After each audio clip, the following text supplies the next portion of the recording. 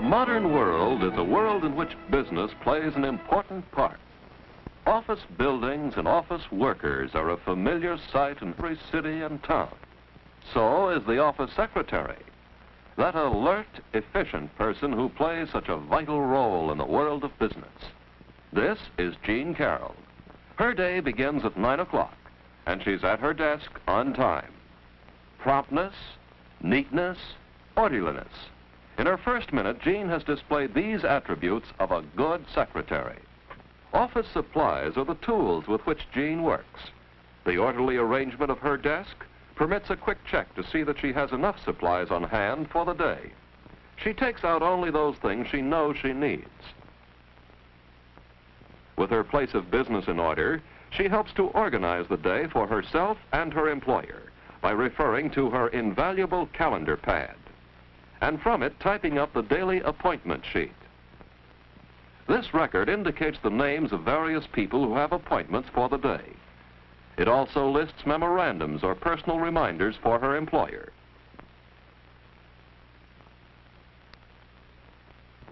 The record is placed on Mr. Williams' desk before he arrives.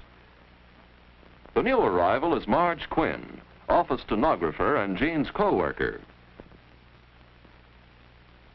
Now, let's clear up this distinction between a stenographer and a secretary. A stenographer takes dictation, transcribes, and types. She may also do billing and filing, and operate office machines such as a duplicator or calculator or transcribing machine. At times, she may also operate the switchboard. A secretary assumes much more responsibility than a stenographer and performs many duties that contribute to the success of the company, as we shall see. The calendar pad helps Jean to keep track of her many responsibilities and to establish a regular schedule. At about the same time each day, the morning mail is distributed.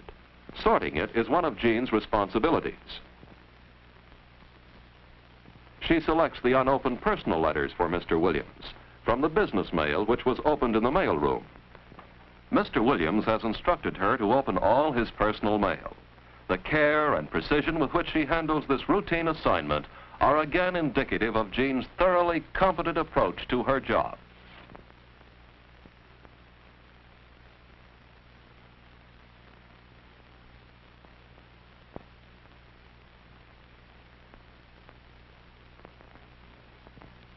This takes a little longer than simply zipping the letters open, but it minimizes the dangers of tearing the contents or accidentally throwing away a loose enclosure. And of course, enclosures are no longer loose after they pass through Jean's hands. In checking through the business mail, she finds a letter which refers to some previous correspondence. So she gets out the file on this, in case Mr. Williams might want it later. And now the mail is in order. Good morning, Marge. Good morning, Mr. Williams. Good morning, Jean. Good morning, Mr. Williams. I want to talk to Mr. Dubois of Philadelphia. Will you call him for me at 11 o'clock? Why, yes, of course. That's Peter Dubois, isn't it? That's right. And it's very important. Jean makes a note of Mr. Williams' instructions on her calendar pad. The good secretary doesn't rely on memory. Jean will make sure that every item here is taken care of today. Two of them, the itinerary and the checks, can easily be attended to during the morning dictation period. Mr. Williams usually gives dictation at the same time each morning. This period is an important part of Jean's daily routine. She makes sure she has all her materials for taking dictation, plus the itinerary, the checks, and the file folder she got out earlier. Leaving Marge to answer the phone and receive any callers, Jean responds quickly. She recognizes her responsibility to conserve her employer's time. It's another essential part of her job.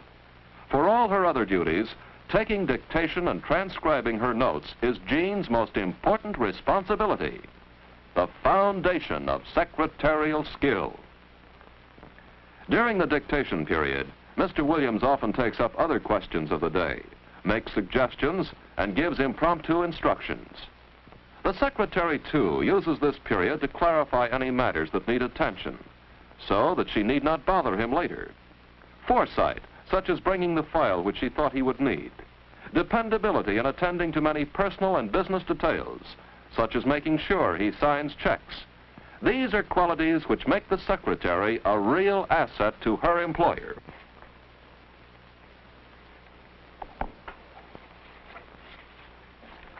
There you are. Now about this itinerary for my trip to Toronto. I've decided to stop off at Cleveland on my way back. That will be on the 28th. Can you rearrange this to allow me a day there? Very well. I'll check on hotel and train reservations. I think that will be all for now, Jean. Oh, by the way, I saw Mr. Carroll. He won't be in this afternoon. Make his appointment for 9 o'clock tomorrow morning.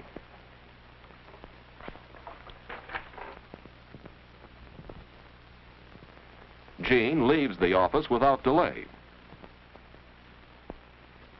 Now she can revise her schedule and bring it up to date. On the calendar pad, she checks off the items that have been taken care of. The appointment with Mr. Carroll is canceled. It becomes the first item on the next day's schedule. For organizing her work is a continuing process from day to day and week to week.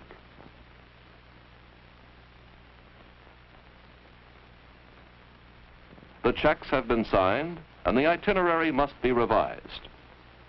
The itinerary is a schedule of times and places that make up a trip.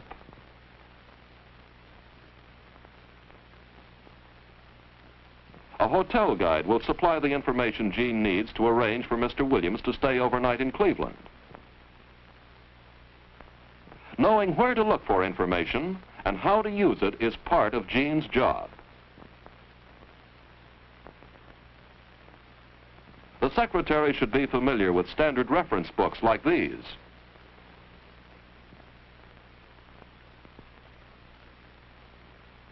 By mid-morning, Jean is well along with her transcribing.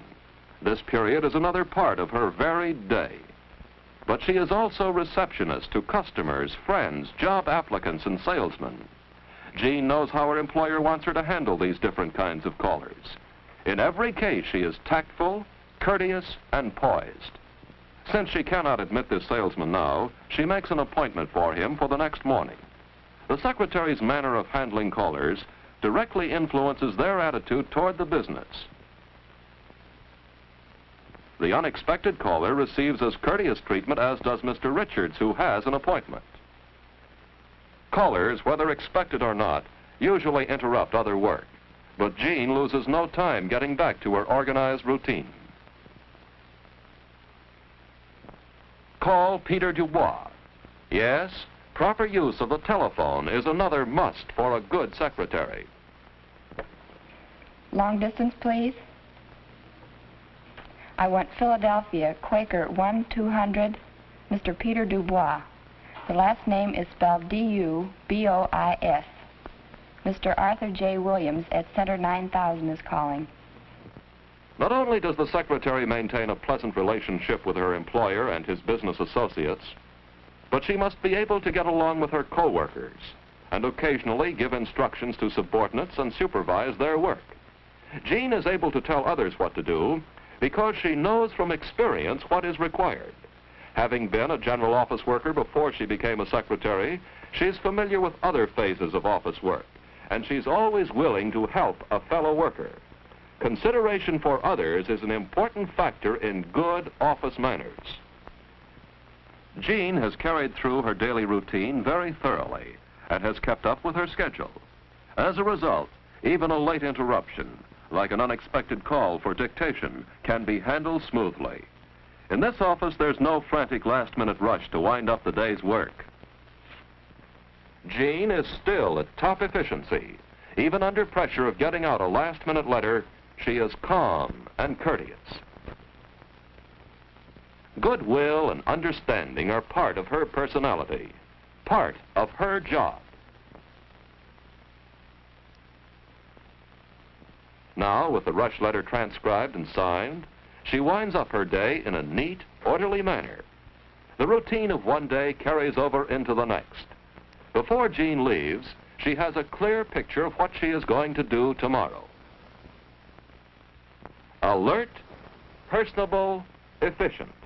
Our secretary leaves at the end of the day with a sense of accomplishment and of pride in her contribution to the world of business, in which she plays such an important part.